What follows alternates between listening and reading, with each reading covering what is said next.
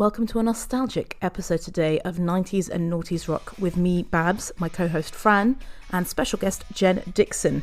Jen is an English singer-songwriter from the northeast of England in Teesside, and we're really happy to have her on this week because she has a new song out, Over You, which is from her upcoming EP, Less Than a Feeling, which will be out later in June.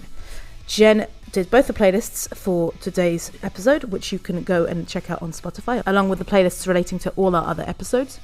And she's picked Foo Fighters as her overrated pick, but she really likes them. She's here to defend them.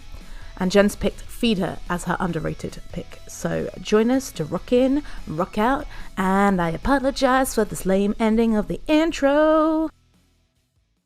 Oh, hang on. Yeah, what are we calling this podcast? Was it over-underrated? Over-underrated. Sous-évalué. Überschätzt. Överunderskattad. Over-underrated. It's another episode of Over Underrated with Fran and Babs. I am Babs, and I'm here with my co-host Fran. How are you doing today, Fran? I am doing perfectly fine.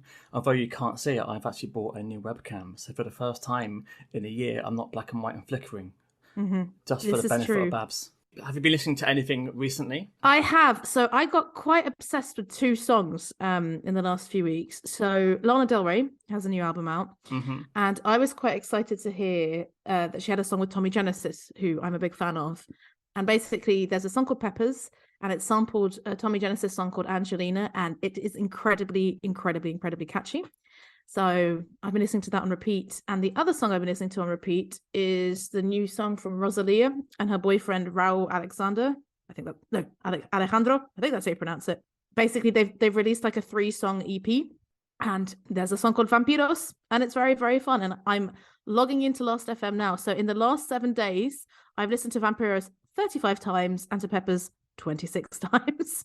And the next song down is like 6. So been quite obsessive. How about you? I went to London yesterday and I went to the War of the Worlds immersive theatre. So I've been listening to the War of the Worlds soundtrack, which is the coolest thing I've ever said on a podcast. And it turns out that people under 30 have not heard of the War of the Worlds. They keep thinking the Tom Cruise film.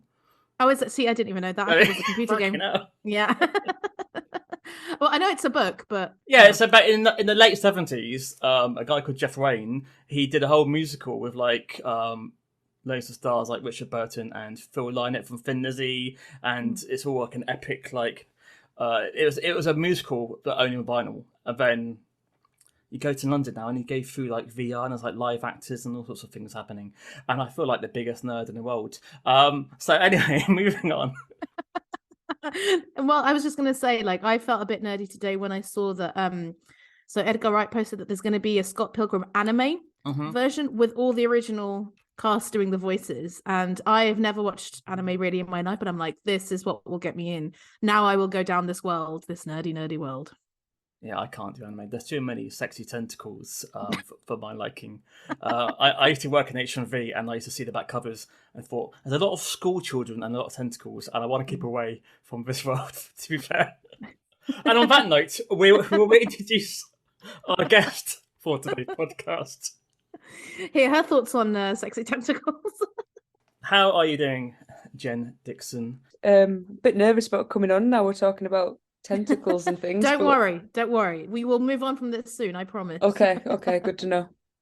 What music have you been listening to, Jen?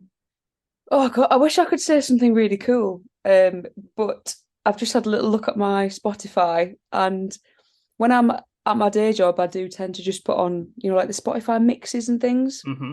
But the last album that I actually listened to was Maroon 5, Songs About Jane.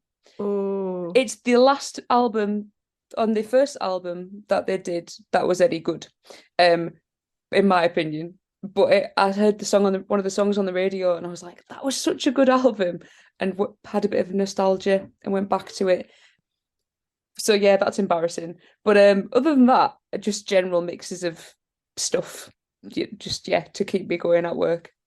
Do you know what? I went to look up the date. It came out in 2002, that album. I would have guessed it was later, actually. So it is around that kind it's a proper, well, I would say proper old. It's not old. But for me, it was like when I was at school, it came out. So It is like a nostalgia thing. I wouldn't say that was my favorite style of music, but yeah, it just reminds me of being a kid, I guess. It's quite nice. And keeping in the noughties, we have noughties stroke 90s. We're trying to work out what the theme is today. Two rock bands beginning of F who started in the 90s. Is that the theme we've got? Sure, not 90s Anglo rock. 90s rock. So I asked Jen, because you think of a band you considered underrated, and she put forward Feeder. Yeah, tell us why you've chosen Feeder. I just think that they're known for one song, which is Buck Rogers. Generally, that's the song that people think of. Mm-hmm. And they've actually got a lot of really good songs, like great songs, that probably just haven't made it into the mainstream or the charts or whatever. But they're actual... when I've listened through them, there's not many songs where I think this is a bad song. And that's, for me, I don't feel like they get enough praise for that, I suppose. It's as simple as that, I guess. It's true. I have my opinions, but we will do Feeder second, but we will start off with the, in brackets, overrated pick. And although it doesn't mean what we think they're overrated, we're just posing the question, and that is the Foo Fighters. So can you tell us your experiences with the Foo Fighters? Experiences. Tell us about how you feel about Can't tell you them. The rumours. They're secret. So I don't think they're overrated at all. They're one of my favourite bands. I absolutely love them. But I was just trying to think of a band that I thought was similar to Feeder in some ways, in terms of era, in terms of sound, lineup, that sort of thing. And I just thought I didn't really know why Feeder couldn't be as big as the Foo Fighters in that sort of, in their realm, if that makes sense. Mm-hmm. Like, obviously the Foo Fighters are massive, not everybody can be that big, but I just thought, I feel like Feeder could have been or should have been in that realm as well. Have you ever seen the Foo Fighters live or anything at all? No, it's on my bucket list of things to do, but I don't want to say this because every time I say I want to go and see somebody, one of the band members dies and they stop. So, like, I was like, I really need to go and see Linkin Park. And then it was like, no, you're not going to do that. Oh, I'd love to go and see Foo Fighters. And then, obviously, and it just, every time I say I want to go see somebody, one of the members dies. So I'm going to stop saying it. We're not going to ask you what gigs you've got coming up. No, don't do that. So, Babs, Foo Fighters. So I'm afraid to say, Jen, coming into this, that for me, I think the Foo Fighters are quite overrated. That was my feeling coming in, but I'm ready to have my mind changed. Let's talk through the playlist, because there is a kind of stadium rock element in it that I don't really like. I can absolutely acknowledge that Taylor Hawkins was an amazing drummer, Dave Grohl's an amazing musician, but pretty much the only Foo Fighters songs that I like are all from One by One. It's All My Life, Come Back, and Low. And I do feel it was a bit by kind of stealth that I liked them, because All My Life was on MTV Europe all the time when I was a kid and it came out. And yeah, I've never really understood it. Although I think having listened to the playlist, I maybe have an idea a bit more of why I don't like them so much. But I'm glad to hear that you have a different opinion, because this should be quite an interesting discussion, Jen. But yeah, how about you, Fran? Yeah, I like the Foo Fighters. I am old enough to remember Big Me on MTV back in like 1995. And yeah, I remember listening to Monkey Wrench and feeling, oh, this is quite heavy for me, being like a 16-year-old into Britpop.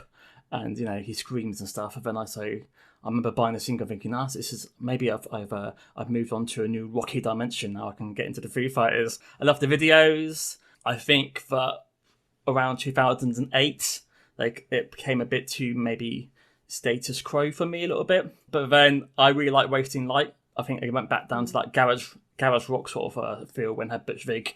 But I can't say there's been a standout single for the past 10 years. But I have seen them live 3 times: Reading 2002, Isle of Wight 2006, and Isle of Wight 2011. And they are an amazing live band. So I think if you're on the fence, see them live, because Dave really knows how to do a set. But so we go into your playlist, Jen. Overrated. So, Jen, you put together a 5-track playlist for the Foo Fighters. Thank you very much. And you've chosen Everlong. But what are the reasons behind the songs? Is it just your 5 favourite songs, or? They're probably my favourite songs. Also, the ones that maybe make me like they feel like they mean something, even though I couldn't tell you what they actually mean. I remember hearing Everlong acoustic, and it just blew me away. It was so raw, and I loved it. And I think that was probably my favorite song for a very long time. So the original obviously is definitely in there. Fran, do you? I'm sure you know this, but do you like it? Yeah, I remember it being out on MTV with like the Blow Your Mind music video, and yeah, it's like it felt different than previously. It's got like it's kind of a strange sort of guitar sound. Really, it instantly stands out. You know, the lyric "breathe out, breathe you in." I think most people in the 90s would sing that to their boyfriend, girlfriend, or whatever as the most romantic line. But in the COVID world, it's kind of dangerous. But yeah, yes, I love the frantic drumming in the chorus. I also like the acoustic version. And when you see them live, they tend to start off with the acoustic, and then it sort of builds up to the big like full band version. And yeah, it's one of the best songs of the 90s, I might say. Controversial. Whoa, Yes, agree. Babs. Sorry, guys. I think, Fran, you put your finger on maybe why I have a bit of an issue with Foo Fighters, and maybe a little bit Foo Fighters fans, not you, Jen, but certain, let's say, boys at school, because you said, oh, I was into Britpop, and this felt a bit kind of heavier and edgier.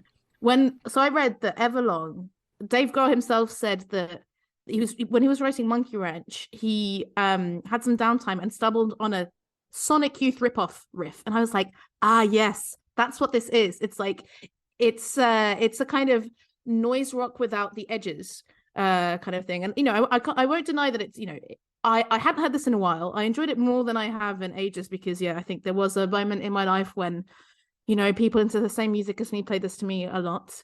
The guitars and drums are good. For me, it's fine.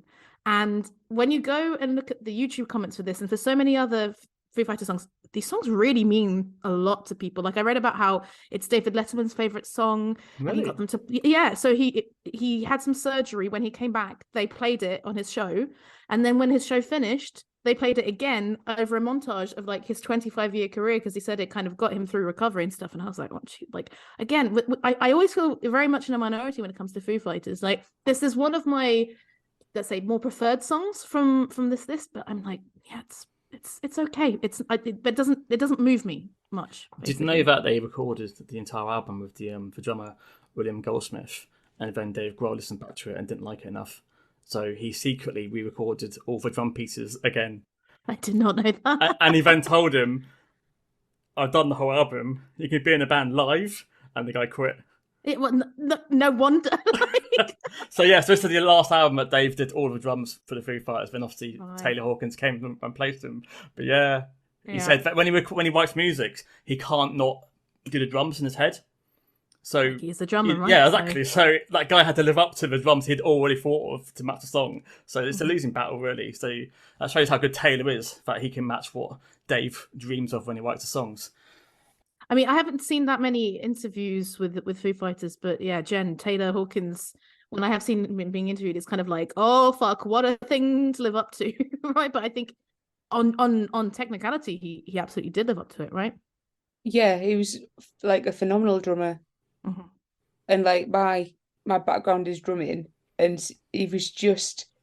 I understand what you're saying about people not being able to, because I play the drums on my tracks and then give them to the band, and in my head I hear something sometimes and I think that's not what's on the track. But I'm not Dave Grohl and I can't turn around and go, what are you doing? I'm just appreciative that somebody's actually taking the time to play it. But yeah, he just, like, obviously his death was just, you saw how much it meant to some people. Like, they were in tears, they've never met him before. He was just a role model for a lot of people. And yeah, just a fantastic drummer. It's really, really sad. And people forget that he took a risk joining the Foo Fighters, because at that time, Alanis Morissette was playing massive arenas, and the Foo Fighters were still an up and coming band. It's like, and were they going to last? It was just a little fling that Dave Grohl was going to have. So he jumped ship, and it was for the best. But yeah, so we move on to your next pick, which is probably the second most famous song. Yeah, Best of You.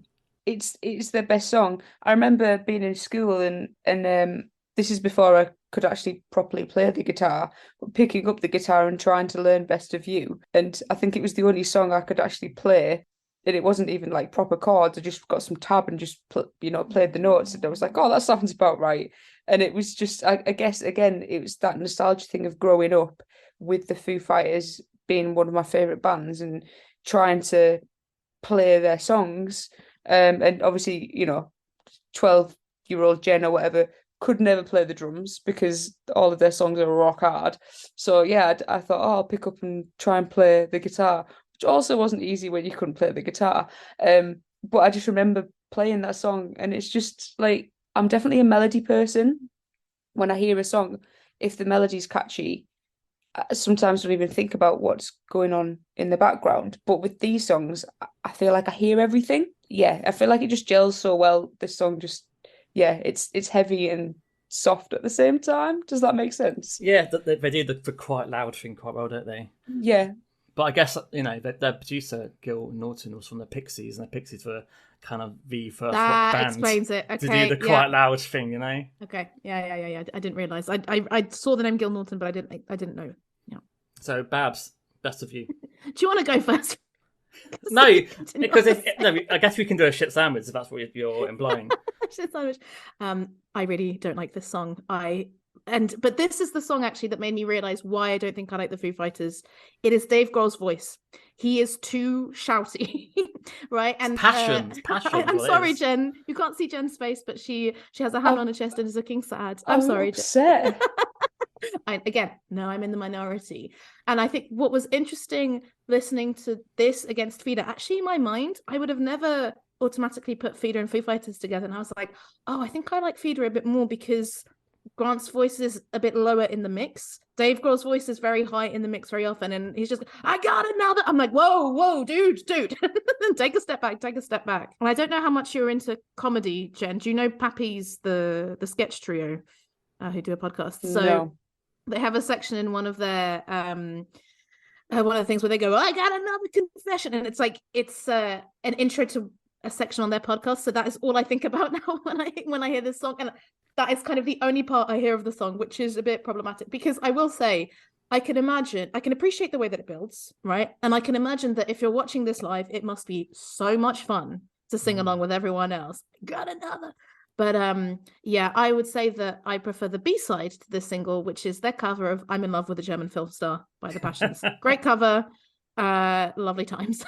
And I will say I also enjoyed a YouTube comment by Pablo Escobar, which said, I'm in love with the German football manager, Jurgen Klopp, Liverpool FC.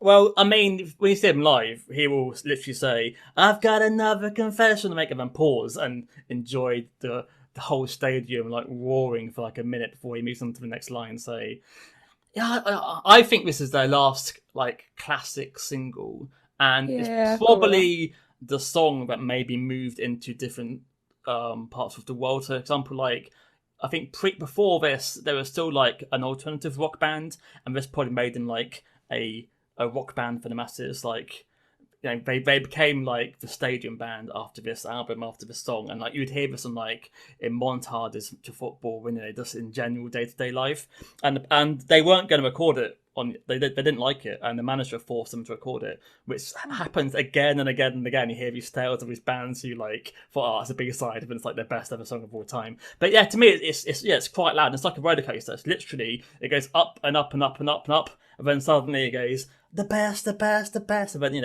it falls down and everyone goes fucking apeshit. So I think he's at the top of his register because there's so much passion to his voice on this track that he just gives it all.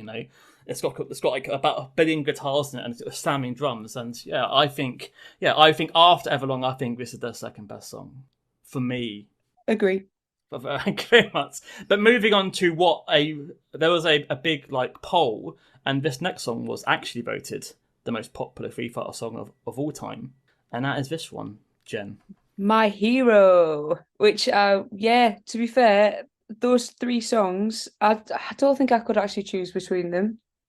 My Hero, just I think it's very emotional for a lot of people. It must just get put on the ends of like like emotional like documentaries and just things. I feel like you hear it throughout life, and when you look at the lyrics of Best of You and My Hero, they are quite sort of relatable and emotional, and even though you might think it doesn't sound that great, the actual, I guess the writing behind it, I think is is quite raw. And I guess that's one of the reasons people connect so well with the Foo Fighters. Did you see Taylor's son play with us at the tribute? Yes, Yeah. and again, one of those emotional moments where there was a lot of tears from a lot of people. But I just couldn't help think, if he played like that for an entire concert, he'd be absolutely knackered, wouldn't he? Because people are saying, "Oh, he needs to take over from his dad." It's like, yeah, he's like 14 or 15. Give him a little bit to warm up. Yeah, give him a chance. Yeah. But he's had the absolute energy, didn't he? I just thought, I don't think I could play a gig like that. I'd be absolutely knackered. Have you attempted the drums on this song? Yes, I did it at a friend's 50th. Oh, really? Recently, we put a little band together, and that was one of the songs, and I was like, really? And it was on an electric drum kit as well, and I was like, oh no. But I pulled it off. I'm not sure I did it entirely correctly, but it worked. Nobody could tell the difference. Babs, have you pulled off your verse of My Hero? I've not tried. So I thought I didn't know this song, really? And then it got to the chorus, and I was like, oh, it's the Hero song. And I have to say, I loved the verses. Maybe it was just the novelty because this was the first song that I thought I didn't know. But the chorus, yeah, I wrote that I'm bored. I'm sorry, guys, but just no. There's something between like whining and screaming. I do think a lot of it is Dave Grohl's voice, because I really felt when I was listening to the Vida playlist, I was like, it's not a million miles away from the Foo Fighters sound, so why don't I like it? And here I wrote, I think the reason I like it is the Pixie sounding bass and guitar right at the beginning. And I think if this was also Gil Norton, then yeah, I'm not surprised. But Jen, yeah, I think Dave Grohl does come across as like an everyman rock god type thing. And when you read about the lyrics, you said, yeah, he wrote it because he felt that he didn't have any rock star role models growing up, and actually realized you don't need to have those. You just should look up to everyday people. You don't have to be rich or famous to do something good or heroic. It's a very nice sentiment. Mm-hmm. See, I remember like Monkey Wrench and Everlong being the big singles from this album. I don't really remember this as a single at all, but like it's definitely a live favourite. And he wrote this first off the album, and the bassist Nate knew that the Foo Fighters had a future. Right. I mean, yeah, it's very melodic, isn't it? I can instantly hear why Babs would not be a big fan of it. Yes, unfortunately, Jen, I'm the opposite to you. I'm like, and if it's too melodic, I'm like, oh. So yeah. I can sing along with it far too easily. No. Exactly. But I do like pop. It's this weird thing of I have much more issues with melodic sounding rock than any pop. I don't know why. Send me a rock therapist, guys, please. I would like to find out. But yeah, no, but the drums in the chorus, it just elevates it, and yeah, it's just a stunning track. Although I will say, like people say that the Colour and the Shape is like the classic Foo Fighters album, but I would say that it's top heavy with singles, and apart from the singles, it's not. I wouldn't say it's the best album. For me, I reckon the third album is my favourite album by the Foo Fighters. But we haven't got any songs from the third album. But we have. Sorry. It's okay. I mean, they've done what, 9 albums, is it now? And so many different band members. I think they've now got 6. Well, apart from they had 6 in the band, but they don't anymore. Unfortunately, they only have 5 members, and I don't know if they are going to replace Taylor with anyone. Yeah. What is your 4th pick, Jen?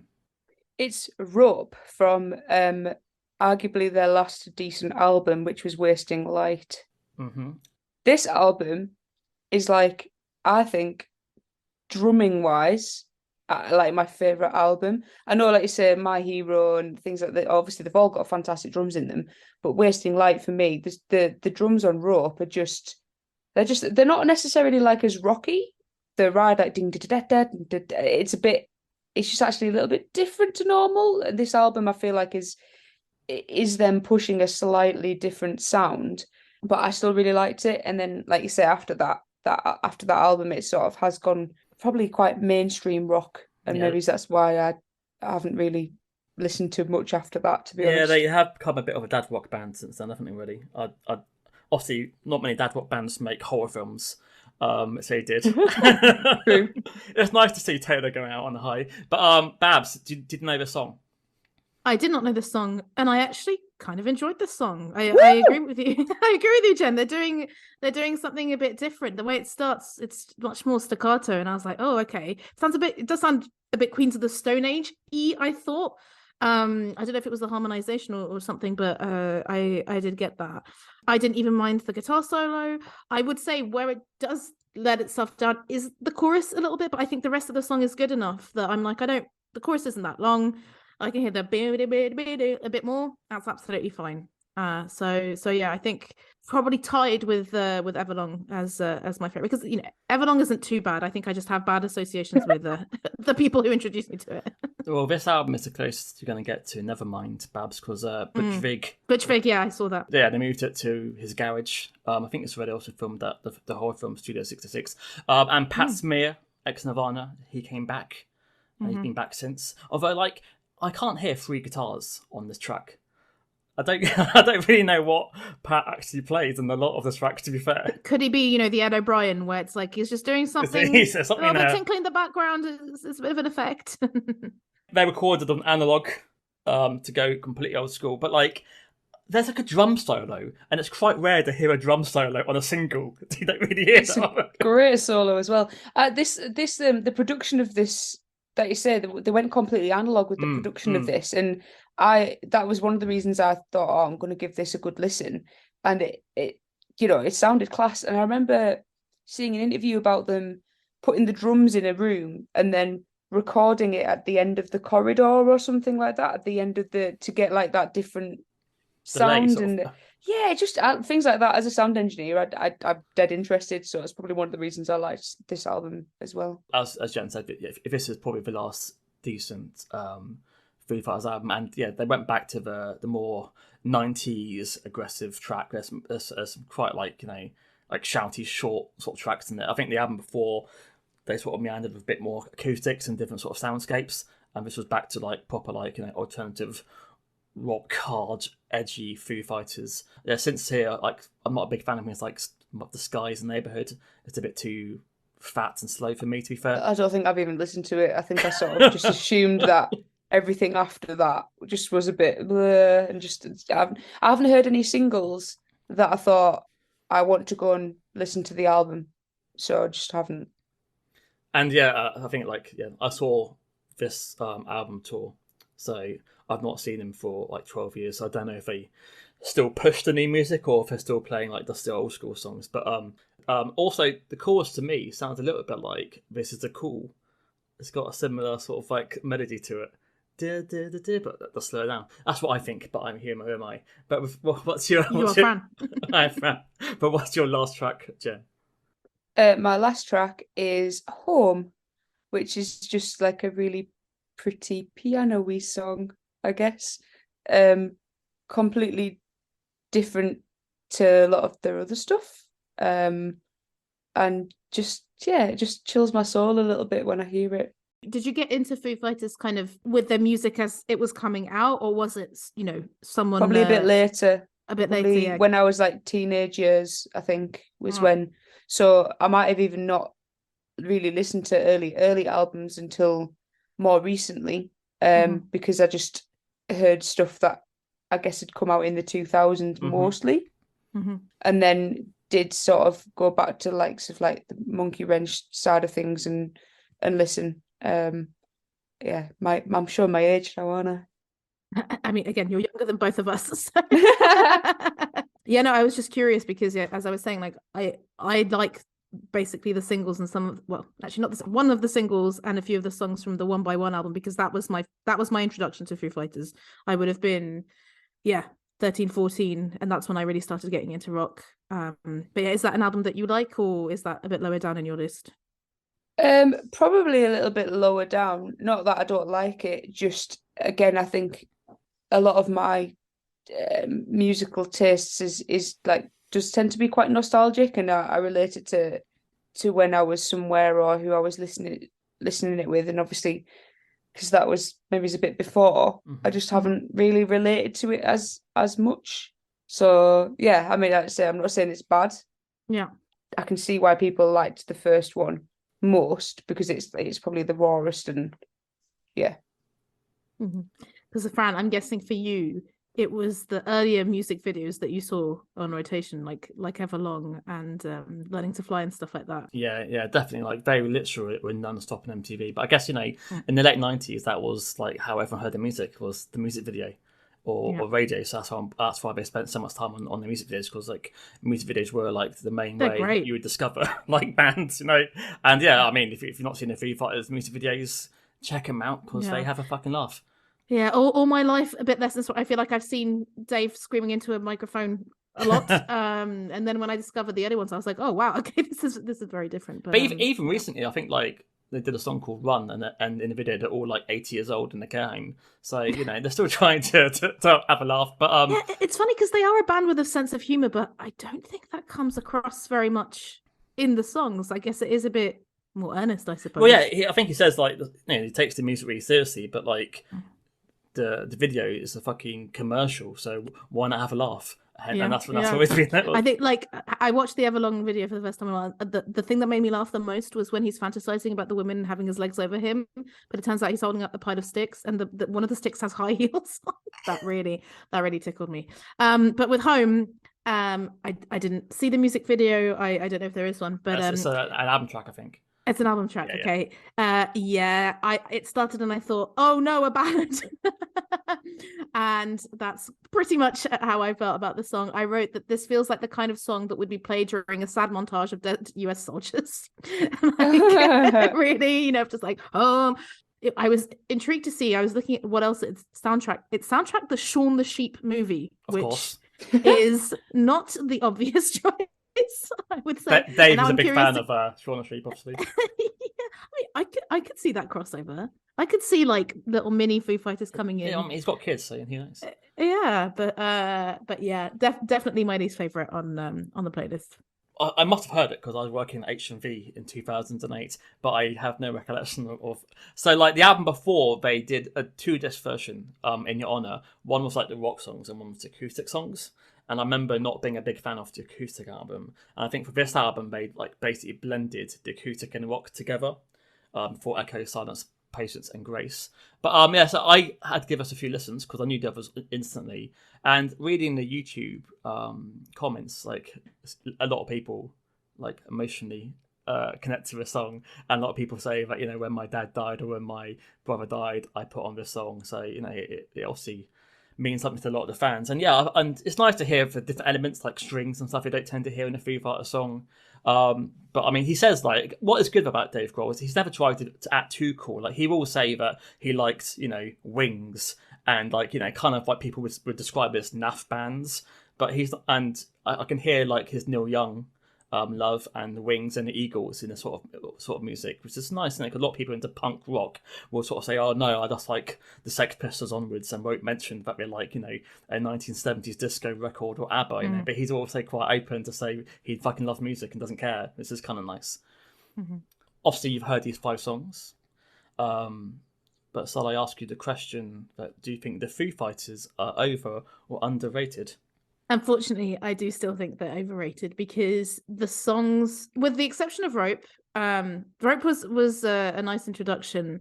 The other 3 songs that I knew I didn't particularly like, Everlong, you know, maybe a bit more. But yeah, Jen, I always look at the Spotify stats for like how many monthly listeners a band has. So Foo Fighters have 19 million monthly listeners, which makes them 285th in the world. I actually thought they would have been a little bit higher, but yeah, who knows why it's not so much. But yeah, how about you, Fran? What do you think? Are the Foo Fighters overrated? Foo Fighters from 1995 to 2005 are not overrated. If you're looking at the Foo Fighters from the last 10, 15 years, maybe. But, you know, watching that Taylor Hawkins tribute concert, it did remind me of, like, they are a really great band, you know. You know, I'd love to be on stage with Dave Grohl. He does. I know it's cliche to say that he's a really nice guy, but he does come across like, you know, earnestly a big fan of music, and he does, you know, big up a lot of new acts. And then, yeah, and although he did, you know, he may have mistreated his former drummer a little bit. But apart from that, no, I don't think the Foo Fighters are at all overrated. Once again, in the minority. But it means you win, Jen. So. Do you listen to albums start to finish? Do you love concept albums? Are you always the first one at a party to bring up King Gizzard? Say no more. The Album Concept Hour podcast has everything you need. We have hot takes. It's like Voltron. It's just like Voltron. It's like Voltron with jazz. This is emo. This is Willie Nelson's emo trip. Bad improv attempts. That was. Let's all do our best Aussie accent. Let's not. Let's alienate all the Australians. And sometimes we even learn something. As they listened again and again to the song in the control room, Axl started saying, "Where do we go? Where do we go now? Where do we go?" Shut up. Spencer turned down the music and said, "Why don't you just try singing that?" And thus the last part of the song was born. Listen to the Album Concept Hour wherever you listen to podcasts.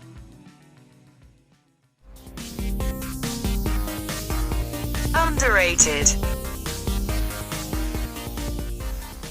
Okay, we're back in part 2, and this time we're talking about Jen's underrated pick, Feeder. So, Jen, you gave a bit of an introduction before on why you think Feeder are underrated. So, yeah, do you want to expand on that a little bit? Yeah. So I did a similar thing to what you said, where you check the stats. So I was thinking, what bands are sort of similar, etc., etc. And basically, I think I looked and Feeder's stats were like absolutely rubbish. And when they were rubbish, I was like, that makes no sense to me, because they're, I feel like they should be as big as the Foos in terms of monthly listeners, but they weren't. And I was like, oh, that was a bit disappointing, I suppose.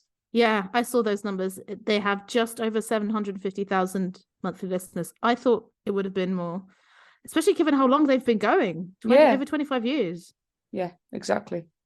Yeah, I was really glad that you picked Feeder. So they're one of those bands where I have to say I haven't really gone much beyond Echo Park and Comfort and Sound, but I really like those albums. And I think, we talked about the loud, quiet.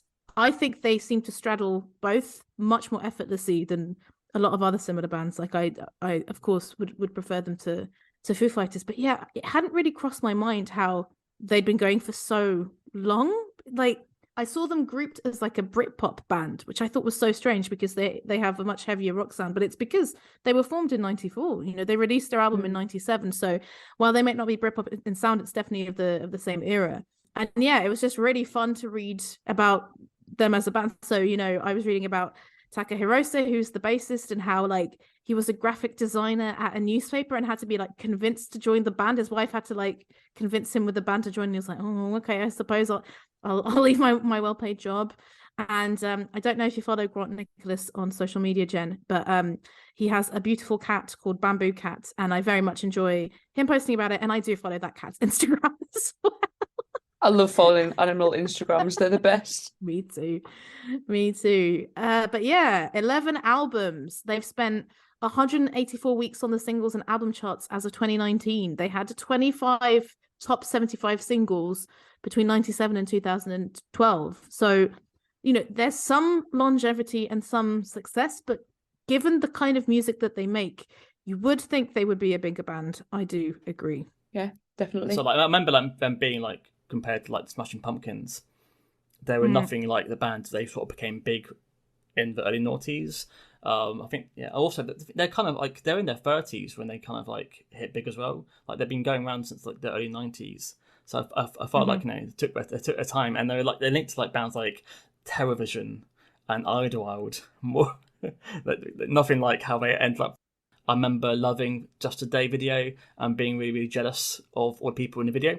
It wasn't me. Yeah. They after John Lee committed suicide, they kind of changed the sound a little bit. And I think that they never really went back to that sort of Echo Park sound until a lot later. So, Jen, what's your first pick from the playlist? So 0818 by on the Silent Cry album. And that's actually probably the first album that I actually listened to from Feeder. Again, that was my teenage years. I'd obviously heard Buck Rogers, but anything before that I wasn't really that aware of. But that entire album I really, really loved. and that's my favourite song.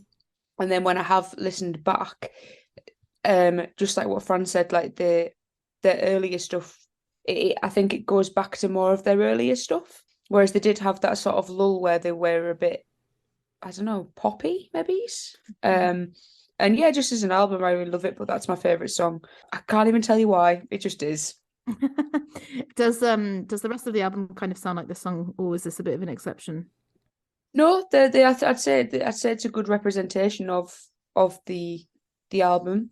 There is obviously some songs that are a little bit different because otherwise, it would be a pretty boring album. But yeah, general sound I would say is very similar. Fran, what did you think? I didn't know this song. I knew the album, but for some reason this passing by. I think with Feeder they released a best of in 2006. The single. Yeah, so I think to a lot of people in my generation, that's where Feeder ended there. That was like a full stop. It's also their best-selling I think album. after Echo Park, they did sort of like bleed into the Embrace, Oasis, Snow Patrol kind of sound a little bit too much for me. They weren't the edgy sort of, well, not edgy, but they weren't like the punkier sort of fun band before. I loved the opening chords to the song. I love the semi-pause before he hits the chorus, although lots of bands do that just to give it a little extra punch. I guess the song's about regrets or an ex, maybe. I did not look at the lyrics, Fran. Did you? I dabble with the lyrics. I don't go in hard.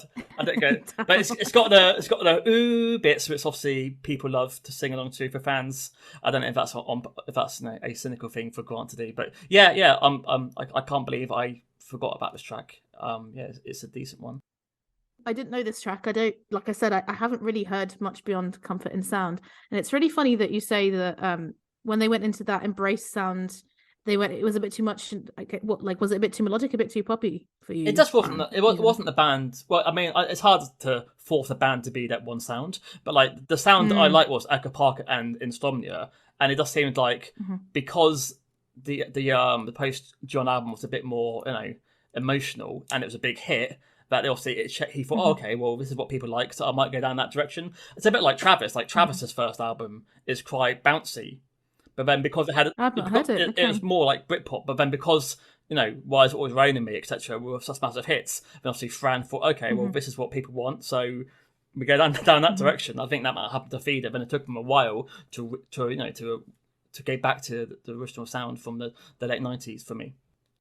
Yeah, so this was, I think, the only song I didn't know from Jen's playlist. And yeah, this is why I'm asking questions, because for me, this sounds a little bit like watered down Feeder, like someone told them that they had to incorporate synths and they did it a bit half-heartedly. But I will say I did much prefer it on re-listening. I think it's that thing, isn't it, when you're expecting a certain, I was either expecting Echo Park or Comfort in Sound, and this was something a little bit different. So when I got over that and I got over myself and I went to listen to it again, I did prefer it on a second listen. And unlike many Foo Fighters songs, like I said, I really like the chorus here more than the woo-woos in the intro.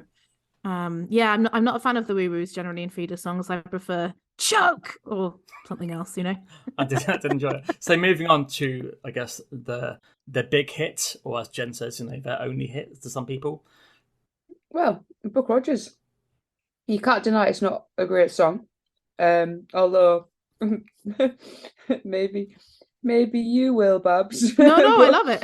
Oh, I can tell you now, I love it. Yeah. Okay, cool. Yeah. Like, it's just one of those songs that, you're on a night out or somebody puts it on or a band starts to play it and it just goes off it. And everybody tries to do the play it forever. And it just, obviously, you can't do it. Yeah, it's just great. What's not to love? Do you reckon he regrets using the word CD player? Because that's going to date it massively. Oh, that's what's part of the charm, though. Did you know this is produced by Gil Norton? I had noticed, yes. As in the Foo Fighters. Yeah. He wrote this for another band. That's why the lyrics are so throwaway, because he thought, oh, no, I just say anything. I'm not going to use it. And then they rejected it, so he then thought, okay, I'll make it into like a B-side. And then I think either his manager or producer heard it and said, no, that's going to be a single. And then they wanted to change the title from Buck Rogers because they thought, what the fuck does this even mean? But I didn't know that you do actually hear the word Buck Rogers in the chorus. Yeah, at the end of the chorus, it has like a guitar going, wheel. And yeah, and the background goes, Buck Rogers. There you go.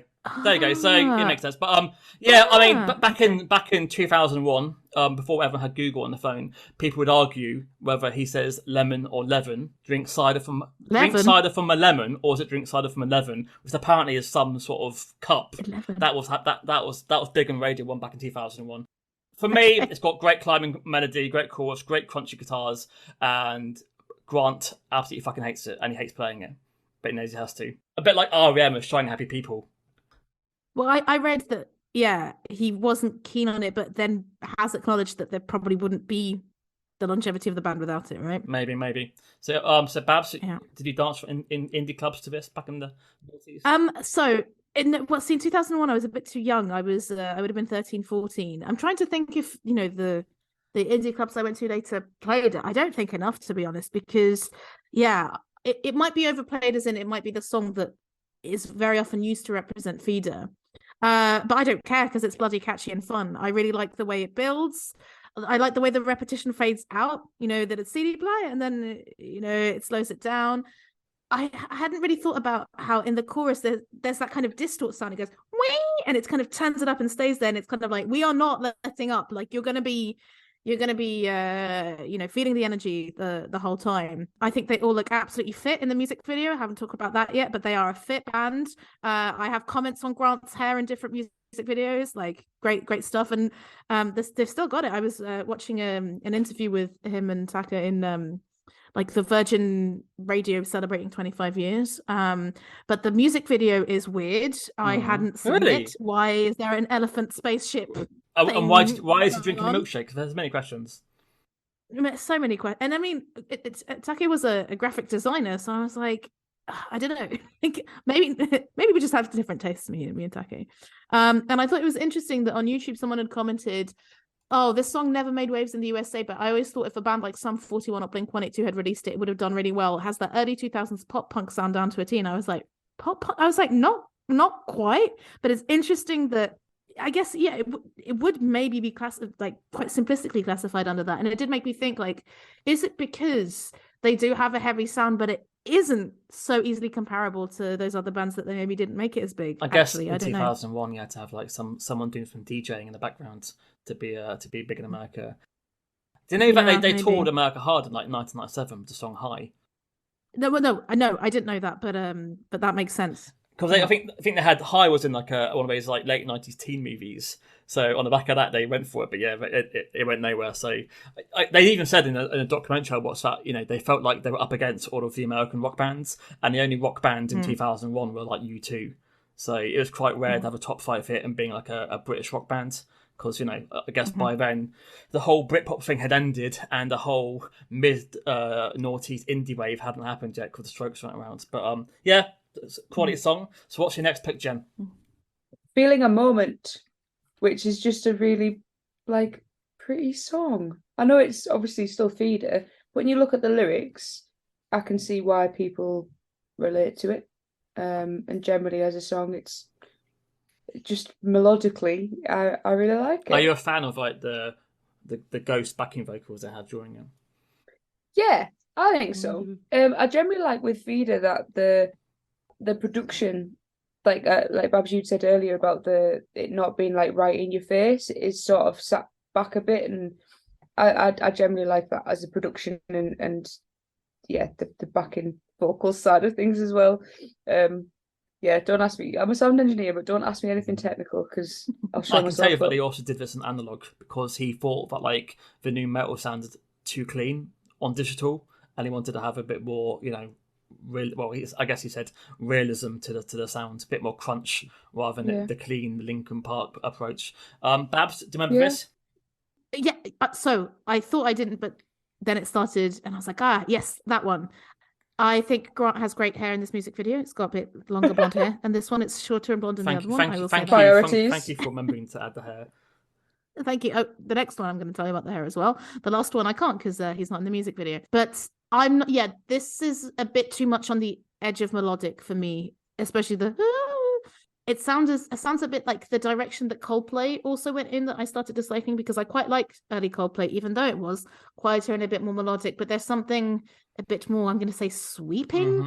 I really, again, don't ask me to use other adjectives apart from melodic. I'm not very good at that. But this was, probably my least favorite of the list. This was used in those like football montages during that time. I believe it was like I can't not hear this without seeing someone scoring an overhead kick in slow motion or something. Yeah, I guess it's more restrained. It's got like extra keyboards and stuff, and it's got the backing vocals. Yeah, I think I do prefer Feeder a little bit more stripped back than the bombastic sort of like arena show. I have seen Feeder live. They are pretty great. But you're a Skunk Anansi fan, Babs, are you not? I am, but a more recent one okay. since I read Skin's book. So I know that Mark Richardson was the drummer for a while. But yeah, it's not one of my favourites. But moving on to, I guess, one of the other big hits. Just the way I'm feeling. Just the way I'm feeling. They like feeling in their song titles. And it has feeling. Yeah, it does have feeling. And again, like, I can't describe it. I guess it's for me, it's when you hear it, you're like, yeah, that's that song. And the lyrics, again, it's about the way they're feeling. Which is lovely, and people can relate to it. I like the repetition at the end. You feel it in yourself as well as in the song, right? Like, it's just relatable, isn't it? But it's also just a catchy song. So, and again, it's one of those ones where if you said to me, "Oh, do you know this song?" I'd go play it, and then I'd be like, "Oh, of course I do." You know, it's just one of those songs that I guess has probably been played on radio so much that you know it without realizing. Do you know, I kind of had that feeling with the music video, because I thought I couldn't remember the music video, and the first image is just him strumming on the guitar, and then it immediately came back. I was like, oh God, like, yeah, of course, this song linked to this music video, and it was just a real kind of buried memory. Fran, are you feeling it? So I would think of like Wonderwall with the opening chords. So me too, and I had not thought about it at all until listening to it yesterday. Like, it sounds exactly like Wonderwall, even the strings. Like, yeah. So this is Feeder's Wonderwall. But although he says that this is him trying to write a John Lennon song, which is why it's slightly different. Well, I mean. So when John died, he went into the studio by himself and just got into music. So I guess this is why there's a lot of feeling on this album. I presume. Mm-hmm. I mean, it must be horrendous. Like, what do you do after your best mates just die? Do you quit, or do you just dive into music? And he said that he felt quite selfish to be making music about him, but he thought he can't not, because if he's waited, he might have a breakdown. So he just dived back into music. One of the best songs. I remember like Chris Moyle said it's the best song of the year. So I thought it was a bit too much, but if you see them live, people go apeshit for Buck Rogers and Just Around Feelings even today. So it still lingers on as a classic. This normally is so not my kind of music, but I love this song. And I wanted to agree with you, Fran, that it must be so weird for what happened to happen, but then your album in response to that be really successful. You must have such conflicting emotions. It makes me think of, when comedians, something bad happens to them and they're like, well, at least I can make material out of it. And I wanted to say that I think, again, I didn't realize that's why I like it. The way that it builds, and then there's the chorus, and then there's this kind of shouting voice going no in the background. I really like that, like with Buck Rogers, and I'm like, this is a new thing that I didn't realize that I liked. There's an amazing tambourine, which is not something I would normally say. So I don't know why I felt the need to make the sound of the tambourine to convince you. I feel like it's good. And I wanted to say that it reminds me of a French band called Kyo, who had an album called Le Chemin from 2001, so same era, which is maybe a bit more emo, his voice a bit more emotional, but if you like Feeder, you will like that. I wanted to say that Grant's hair here is now brown, but he's still got some blonde tips. He's still looking good. And Chris Moyle said it was the best song of the year. YouTuber said that it was the most underrated song of the last 30 years. So people feel strongly about this. And despite it sounding like Wonderwall, the song I don't particularly like from a band I don't particularly like, this I can get on board with Feeder. They construct it much better. So to finish, Just a Day. So another one with the just in the title. But yeah, it's just the guitars, like it just straight away, it's just catchy, isn't it? And it's a little bit more like I guess indie rocky than the pop ones that came a little bit later. So it's more early days. I guess more of a Buck I Rogers think sound. they wrote this on the second album, and then he dismissed it, and then he put it out as a B-side. He was then forced to bring out another single. So he thought, okay, I use that song that I used as a B-side. But for me, this is the best song. I absolutely love this, and I remember having it on repeat. I think I had it downloaded from Napster, and and obviously the music video is a massive part of it, where they ask fans to recreate the song. So, I mean, did this create TikTok? Because this literally is. I was thinking that when I was watching it, actually. And yeah. Babs showed me that in 2020, they got the fans to recreate the video again, didn't they? Yeah, they did. Is it people from the original, or is it brand new people? So you can see in the music video, two of them are from the original because they showed them in the new video with where they feature in the original. And Jen, I thank you for kind of chipping. So I sobbed my heart out last night watching that second music video. It just touched me in a way that I was like, whoa. I think just seeing the kind of, because there was one section in the video is like these two guys, and then in the new one it's a guy and his child.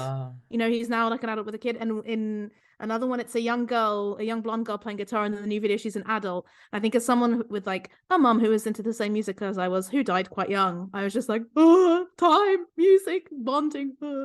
So thank you for making me cry, Jen, but in a good way. You are very welcome. Anytime. Do you know, because this is a single and isn't on the usual albums, I had kind of forgotten about it and that it was Feeder. So I really loved listening to it again. And I think this was a song, Jen, where I was like, this absolutely could be a Foo Fighters song. This is exactly the same kind of sound that they have, but you know, what elevates it? And as well as I think Grant's voice being lower in the mix, I realize I'm talking to a sound engineer. Anytime I say anything about music, it would like double track. I have no idea what I'm saying, so please correct me. But I like how he harmonizes with himself, and I think I hadn't realized how good his voice was and how much of a range he had. That's what the playlist showcased as well. And here, I think they do loud, quiet much better. And I absolutely love when there's that pause, and especially in the music video as well, when everyone stops.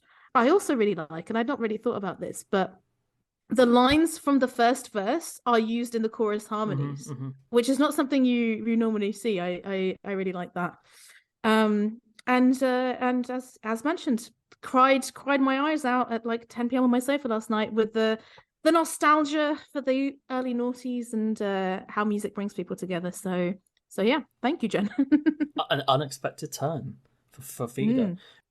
As I said at the beginning, it is amazing how long they've lasted with the two original members, given the trauma that they went through. Like, they must be super close. I always find that so interesting because, yeah, like how can you put up with someone for that long and not go mad? So I asked a question, Babs. Are Feeder over or underrated? I totally agree with you on this one, Jen. I think they are underrated. It was funny when you said like, oh, they're mostly known for Buck Rogers, because to me, not at all. To me, the Comfort and Sound era, I definitely felt that was reasonably known. But Fran and I recently recorded an episode about the band The Music, and we both thought they were much bigger than they were. When we went to look at the kind of chart listings and stuff like that, we're like, oh, no, it wasn't they. It's just they were big in our minds. Or like, we watched the channels where the music videos played. So I wonder if that's the case as well with Feeder, where, like, you know, they're not totally unknown, but I would have thought they would have had more fans. I would have thought that people would know them for, yeah, maybe a bit more than just A Day and High and Buck Rogers. But I really need to break out of the albums that I originally listened to, for sure. It's weird why they couldn't continue being successful, because like I said, you know, up until the best of, they were seen to me as like one of the biggest rock bands in the UK. And then like when they brought out the album 2008, like no one seemed to care. And like sometimes in Britain, it's like, oh no, they've had their time now. And it's like, to some people, like the best of was like a full stop, and like they didn't want to know anything after that. And I don't think I know anyone who has listened to Feeder in the past 15 years. And every time I do see them at a festival, it's like people literally only want to hear songs up until 2005, then no one really gives a shit. So I do feel sorry for them. You know, maybe if they had some other songs like Just Today later on in their career, they could have sparked some more radio hits. But yeah, I also think that, yeah, listening to this playlist again, and watching the documentary and reunite myself with the songs, I do think, yeah, they are underrated. Why are they not as popular as so many other bands from that era? I think I was so surprised to read that they got inducted into the Kerrang Hall of Fame in 2019. And I was like, oh, yeah, no, I guess they did have a heavier sound. But I do wonder if that's a part of it, of just, yeah, either you want the heavy rock sound or comfort in sound, and not, nothing else that you do is going to be satisfactory. But yeah, I see them like playing Download Festival, thinking, is that really like where they belong? But there you go. So thank you, Jen, for giving us your playlists. And You're very I welcome. hear that you have a new release coming out this month. Yeah, so I've got my a single out from my debut EP. So the single is out on the 7th of April. That's called Over You. And then the EP's out in June, on the 30th of June. That's called Less Than a Feeling. And I'm trying to get it. There's a connection. See what you did there. I'm underrated. See what I've done. Anyway, I'm trying to get it on vinyl. That's the hard thing at the moment, is trying to get 100 pre-orders before it runs, basically. So I have to get 100 unfortunate people to pre-order my music. That's obviously proven quite difficult, but we'll get there, hopefully. Fingers crossed. Have you done any other physical releases, like on CD or is it just vinyl these days? No, this is my first physical release. So on the vinyl, it has the debut EP on the A side, but the B side is all my previous releases remastered and put on the vinyl. So everything that I've done is on one lovely blue translucent disc. Ooh. Yeah, I mean, we'll obviously mention it in the introduction, Jen, but we haven't talked yet about how you're a sound engineer, but you're also a musician, right? So yeah, tell us a bit more about that and how long you've been making music and what it sounds like. Yeah, so I started playing drums when I was like 11. Did drums until I was about 21, that sort of thing. Was very lucky to play in a band with a guy called Corey Bowen. We recorded at Abbey Road, played Green Man Festival, like really fantastic time in my life. And then I got a real job, and I had to quit. And anyway, Corey's band, it didn't actually go anywhere after that. But when it came to the lockdown, I was like living on my own. I was furloughed. I thought, what can I do? I'm just gonna buy all my gear back that I sold, thinking I was an adult and I didn't need it anymore. And yeah, just bought a load of gear and started writing and recording and producing in my bedroom again. And it just went from there. And yeah, it's obviously been about 3 years now. And it's been a journey, but I'm loving it. That's amazing to hear, because I think so many people had, understandably, such writer's block, and it was so difficult for them. It's really nice that you felt inspired to make music again, and that now that we're kind of in more normal times, that you're still doing it. Yeah, definitely. I know a lot of people obviously had a very, very difficult time in COVID, but for me, it was horrible. Don't get me wrong, being on your own for like 4 months staring at a wall. But it meant that it gave me the opportunity to start doing something that is now a massive part of my life. So I'm in ways thankful for it, though I do wish it could have happened in a different way, but it is what it is. Do you remember your first gig back after COVID? Well, it was my first ever gig. So so that must have been like, right, this is the year I'm going to go and do gigs and do like covers and stuff. And then lockdown came and I thought, well, right, I finally got the courage to go and play some covers in front of people. And you've told me I'm not allowed to leave the house. So my first gig essentially was playing my own songs, which was quite terrifying. And then throughout that year, I managed to get a few different gigs doing covers and things like outside bars and stuff in the summer. And then, yeah, it just sort of went from there, I guess. But yeah, first gig back was my first gig. So it was a bit scary. And what's your next gig? Stockton Calling on the 8th of April is a big one. People like Sam Fender have played there in the early days. So it's great for emerging artists. So that's fantastic. Believe it or not, it's in Stockton, in Teesside.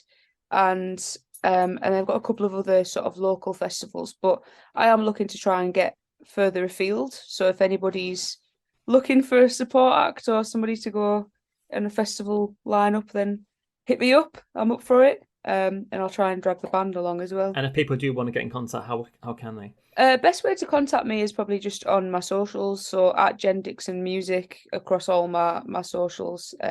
Just give us a message, and I generally reply quite quickly, I'd say. But yeah, feel free to just send us a message and let us know if you want to do anything, I guess.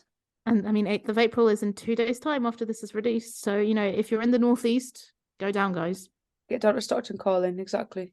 Thanks again, Jen, for being our guest.